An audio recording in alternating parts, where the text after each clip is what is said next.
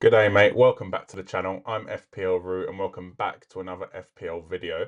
So in today's video, I'm going to go through my transfer targets ahead of game week 26. So it's the first game week in three that we haven't had a double game week. Obviously, last week and the week before was a double game week. So we're going to look at a few teams as basically teams that we want to target for the next 3 weeks. I didn't want to go too far ahead because I know a lot of people haven't decided their trip strategy ahead of blank game week 29. So just to go over that, Villa, Palace, Liverpool, Newcastle will be blanking. That is because obviously Newcastle and Liverpool both have the Carabao Cup final and their opponents will be blanking as well because they can't play that fixture. However, in this list I've kind of created the list of the best teams to have the best fixtures over the next three. Obviously, some of them are not the best teams, but definitely have the best fixtures, I'd say. You could always argue every Liverpool fixture is a good fixture, every Arsenal fixture is a good fixture. However, Liverpool do have Man City away, Newcastle at home, then they've got Southampton at home, and I think a lot of people already own Liverpool assets anyway. And then Arsenal have West Ham at home, Forest away, Man United away. So not the easiest running for Arsenal either. But these teams I feel like have the best fixtures. Obviously, Palace do blank in 29. So if you are not free hitting in 29, then maybe stay clear of Palace players for now. But the other five teams are definitely players you want to be looking to bring in. Chelsea, again, Villa away is not the easiest, but Southampton at home, Leicester at home, Brentford with Leicester away, Everton at home, Villa at home, Fulham away, Villa at home, Ipswich at home for Palace. So very nice fixtures for them. Then they've got Brighton away, Bournemouth at home, Fulham at home, and then Wolves have got Bournemouth away, Fulham at home, Everton at home. It's funny, Fulham play all three teams, so you could argue maybe Fulham have good fixtures as well because they do play Wolves, Brighton, and Palace. And then Spurs have Ipswich away, again, pretty good game. And City at home, which on paper is not a good game, but Spurs always beat City. And then Bournemouth at home as well, which obviously is going to be a tough game, but they're both at home. So that's why I've kept Spurs in. And especially coming back from injury, Maddison, Udogie, Vicario, I think it's going to make a huge difference for Spurs. Anyway, we'll go into the fixtures and the players in a bit more depth throughout the video. If you're new to the channel, please subscribe, smash a like as well. It does help me out. And let's get into it. Yo, it's FPL Root, bringing you the stats, top picks, hot tips, all the league facts. They say Root rock, that's all the flow. Subscribe, hit the bell, welcome to the show. So first up, I did want to talk about the Chelsea players that I do think we should be looking at. And to be honest, the only one I'm going to mention is Cole Palmer. And considering he is 63% owned, I'm just going to talk about whether you should be selling him or keeping him. I know a lot of people have been frustrated by his performances of late. In the last 4 games, he's only got 1 assist. Chelsea have lost 2 of them games as well, away at Brighton and away at Manchester City.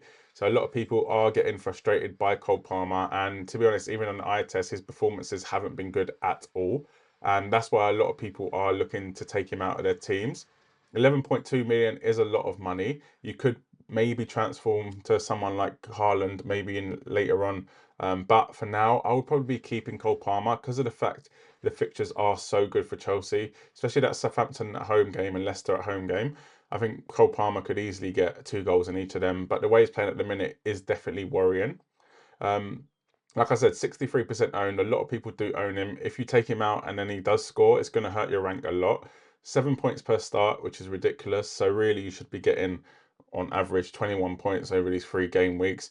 Expected points over these 3 game weeks is 23.7. So again, around that 21 to 23 mark. And for me, I can definitely see Cole Palmer doing well in these 3 game weeks. Also, now that Nicholas Jackson is injured, there is a possibility that Cole Palmer does play number 9. I know against Brighton and Nkunku did, but to be honest, he didn't look great. And for me, I think Cole Palmer is probably a better number 9 than Nkunku, even though Nkunku is probably playing a bit more further forward in general. So for me, if you own Palmer, keep him. If you don't own Palmer, I probably wouldn't be buying him now. I just think his form and yeah, you just Chelsea don't look good at the minute, to be honest with you. If you do have the money, don't get me wrong, but I wouldn't be selling anyone like Salah. Obviously not Salah, selling anyone like Isak potentially. For now, I'd be probably just keeping with what you got. But if you do own Palmer, I think that's definitely a keep. Let's move on to the next player.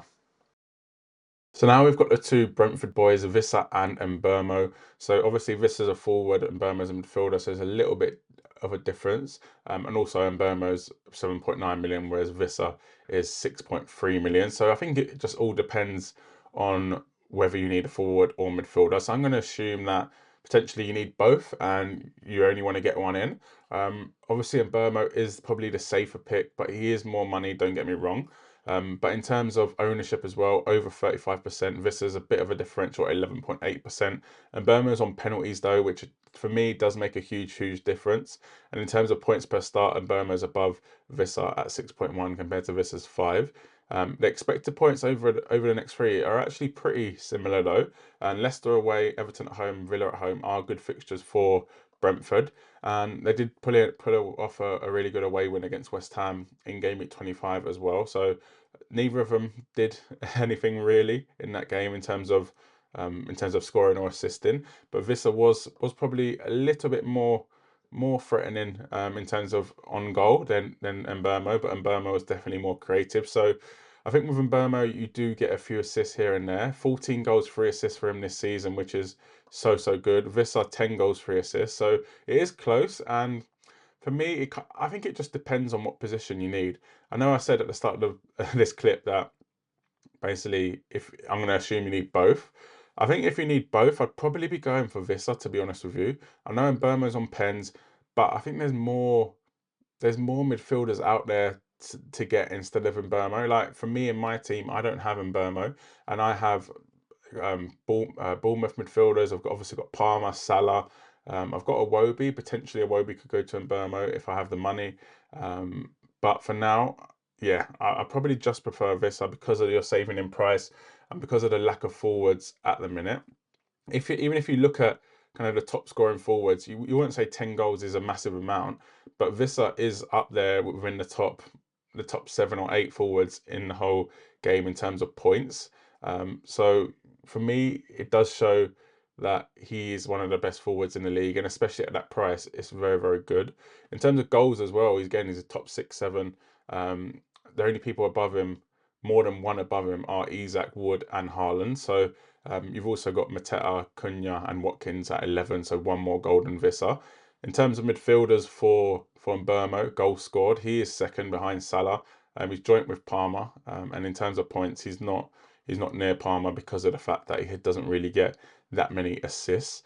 So for me, again, bit boring, but if you need a forward, I'd go for Vissa. If you need a midfielder, I'd go for Mbeumo. I think I just slightly prefer the cheaper asset and go for Vissa because of the fact that I do think Brentford are a little bit inconsistent, and I think there are better midfielders out there to cover someone like Mbeumo. Because if you do kind of compare the points of the midfielders, around similar. I know Mbeumo's kind of top three. He is top three behind Palmer. He is third, and then below that though you've got someone like Cliver. You've got Anthony Gordon. Obviously, you don't want him at the minute, but Luis Diaz could be an option. Semenyo, Mitoma. There are a few options in midfield, whereas strikers, I think you are lacking a bit. To be totally honest with you, you got Chris Wood, you got Watkins, you got Isak. Yeah, for me, I think I'd rather go for Vissa. Let me know what you think in the comment section below, and we'll move on to the next couple players. Just a little disclaimer before I do talk about these two players. They will be blanking in game week 29. So if you're not free hitting, I probably wouldn't be bringing them in, even with their good fixtures. However, Mateta is on fire at the minute, and he's been on fire all season. I'm just completely shocked to know that this is the same Mateta that has stunk up the Premier League over the last few seasons. Obviously, last season he did all right, 16 goals, 7 assists. But before that, it was 2 goals, then 5 goals, then 1 goal. So for me, the last 2 seasons has been a different striker, and he's been absolutely smashing it recently. Kind of since game week 19, he's only blanked once, and he's not just scored 1 goal a game. He scored 1 goal against Chelsea in 20, 1 goal against Leicester in 21, 2 goals against West Ham, 2 goals against Man United, 1 goal against Everton in this game week just gone. And I do really like him at 7.3 million. I do think he's a better option than Vissa, don't get me wrong. However, I would just be wary about that game week 29. If you are free hitting, I'd be getting him in. If you're not free hitting, I'd probably be a little bit cautious. 7.3 million, 7.5% owned, so still a massive differential. 4.8 points per game. point per start, that is, and he's expected 17.1 points. So for me, I prefer him to Visser, don't get me wrong, but only if you're free hitting in game week 29. In terms of defensively for Palace, Munoz does stick out as one of the obvious options. I know Gahey did get the assist in the last game, but 3 goals, 2 assists for Gahey compared to Munoz, which is 2 goals, 4 assists. So similar, and they're on exactly the same points. But I just think Munoz is the more attacking and the bigger kind of goal threat, I'd say. In terms of expected goals per 90, he's on 0.16, and in terms of goal involvement, 0.26, whereas Gahey is actually on 0.11. So there's a massive difference. For me, I think Muniz is the option to go for if you are looking for a Palace defender. Again, if you're free hitting in 29, go for it. If you're not, I'd stay well clear. 4.8 million, 7.5% owned, 3.7 points per start, and 13.4 expected points over these next 3 games. If you're on free hit at 29, I'd go for both of these, to be honest with you. If not, I'd stay well clear. It's not worth the transfer. Let's get on to the next few players. So now we'll move on to Crystal Palace's rivals, Brighton, who absolutely smashed it in game week 25 with a 3-0 victory against Chelsea. And both these players smashed it, to be honest with you, Minter and Matoma. We obviously know a lot about Matoma, who's done very well over the last few seasons. 7 goals, 9 assists first season, 3 goals, 7 assists last season, he only started 15 games, so it's not too bad. This season, 6 goals, 4 assists in 22 starts. Again, not his best season, but he is Brighton's top scoring player. 6.3 million is still a bargain, I think, and he's like 5.1% owned, so massive differential. Minter, on the other hand, is a lot cheaper than Mitoma. He's a lot less owned, 0.4% owned, and he's getting way more points per start, which for me, it has 2 sides to the story, right? It means he's obviously making a difference when he does play, but he's only started 9 games this season and he's got 5 goals, 3 assists. So for me, it's a little bit of a tricky one. Is he going to start? He obviously had a bit of an injury, but even when he came back, he wasn't really starting that many games. As of late, from game week 24, 23, he didn't start. So for me, I'd be a little bit careful with getting someone like Minter in. For me, Matoma is the safer option. Southampton away, Bournemouth at home, Fulham at home.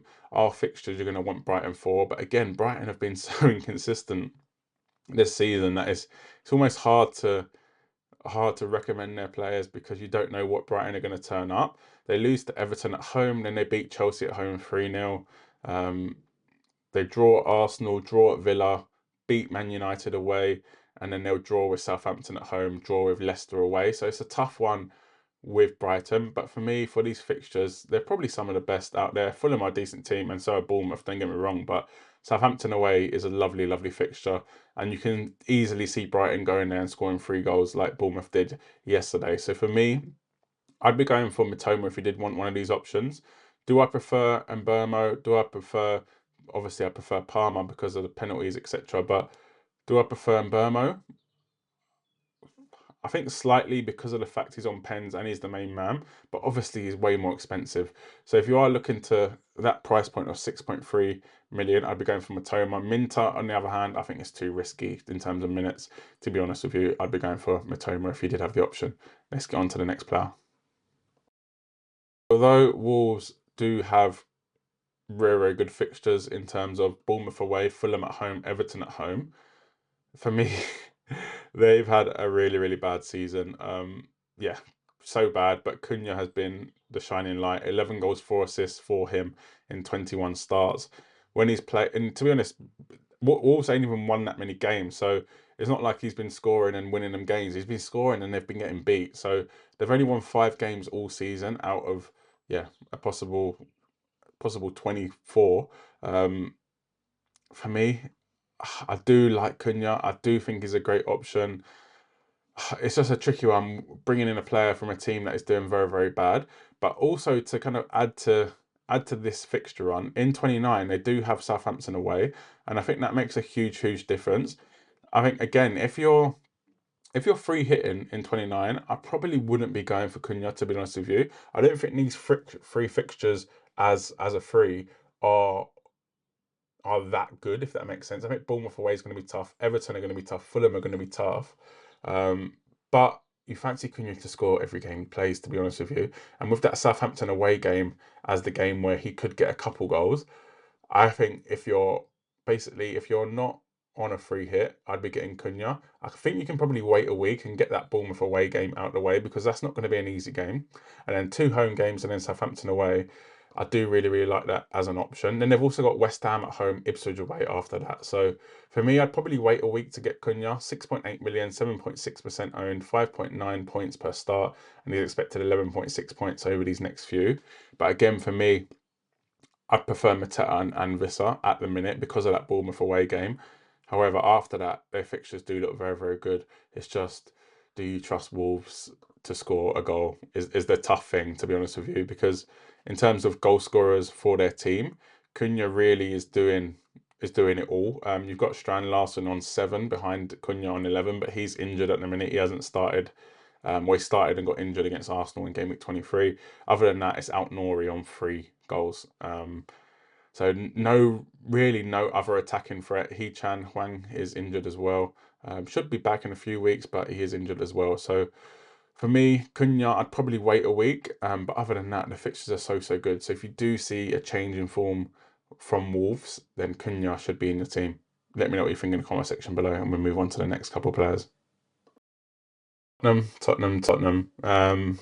It's a bit difficult, to be honest, recommending Tottenham players and talking about Tottenham players, especially as a Spurs fan. I think when you play FPL, you're almost in a tricky situation where you have a bit of blind faith in your team. You're maybe a bit too happy with your team, and on the other hand, sometimes you're too critical of your team. Sometimes you don't look at the fixtures, you don't look at the form, and you just think our team's playing bad at the minute. We're 16th in the league or whatever it is.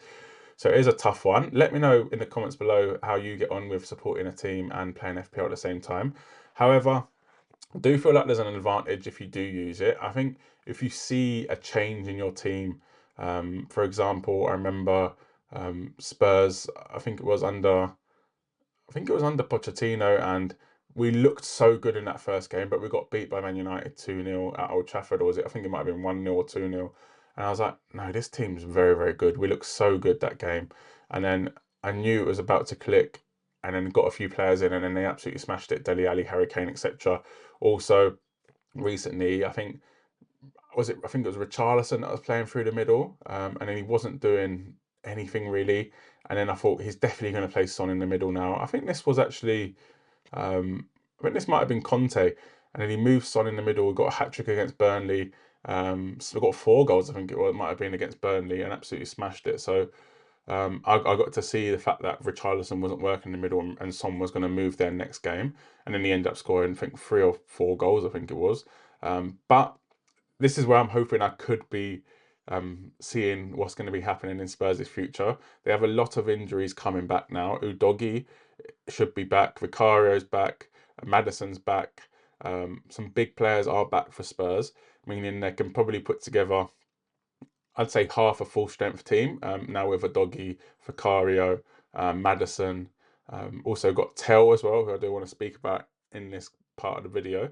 6 million as well, 0.1% owned. Obviously hasn't played a Premier League game yet. I know a lot of people have seen him play a couple games, but they've both been in the cup against Liverpool and against Aston Villa. He did manage to get a goal in that game against Villa, and I wouldn't say he looked good, but that finish was a very, very good. And the fact that Johnson is now out, he's been injured since he kind of came off against Arsenal in game week 21. Solanke is injured, shouldn't be back till probably mid-March. Werner is also injured as well, hasn't played since game week 20. Richarlison is injured as well, should be back mid-March. So for me, I do think Tell is going to be playing through the middle and out position 6 million Spurs forward with good fixtures. I won't say great fixtures, I'd say good fixtures, and especially teams that they do score against, like Ipswich away, I think is going to be brilliant. City at home, I think they're going to score goals against them, and then Bournemouth at home, and they also have Fulham away in game week 29. So for me, I do like Tell. However, it is risky with Solanke and with Richarlison coming back. Could he play on the right? I think he could play on the right, but for me, there's so many players kind of in them winger positions that I wouldn't really trust it. But I think with Spurs paying that money for the loan fee, I think he's going to be playing more than not. And do you want him not in a forward position? I think I'd rather Kulusevski, to be honest with you. He's been consistent, obviously, all season. Obviously, Till hasn't had the chance to be consistent because he's only just come, but 6.3 million. He's only 4.7% owned, 4.4 points per start, and is expected 14.3 points over the next 3 game weeks. He's Spurs' third highest scorer, and he's not far behind Son and Maddison. Um, for me, not the best season for him, but he's been the kind of bright spark in the kind of doom and gloom times for Spurs. 6 goals, 4 assists for him. I think he takes the set pieces at the minute, and for me, I think he's a safer option to go for. I don't love either of them, to be honest with you, but if you did want to get a Spurs player in because you do see something from them with having their players back, I'd probably have a look at the Man United game. This is being filmed before. If they do start a doggy, Vicario, Maddison, and they do look like a team, a real football team that can probably win a game, hopefully, um, then I would be bringing in one of their players. I wouldn't be bringing a defender, so it'd have to be Teo or Kulusevski. I don't think Son's worth the money, 9.7 million, to be honest with you. Maddison has been good this season when he's played 15 starts, 8 goals, 5 assists. But for 7.4 million is a little bit too steep for me. I'd much rather Mbermo. So at the 6 million, 6.5 million price point, I'd pick Kulusevski as a safer option, but Tell could be a very nice option if Spurs do look like they are free flowing. Because the issue with Spurs is at the minute, it's not just the defense; their forward line does look terrible. So I don't know if it's worth that risk at the minute. But I'd wait and see the Man United game, and then if they do play well, then bring in someone like Tell could be an option, especially for that Ipswich away game. Let me know what you think in the comment section below. Do you agree with me? Let me know. Let's have a chat in the comments. Smash a like, subscribe to the channel if you are new, and I'll catch you in the next video.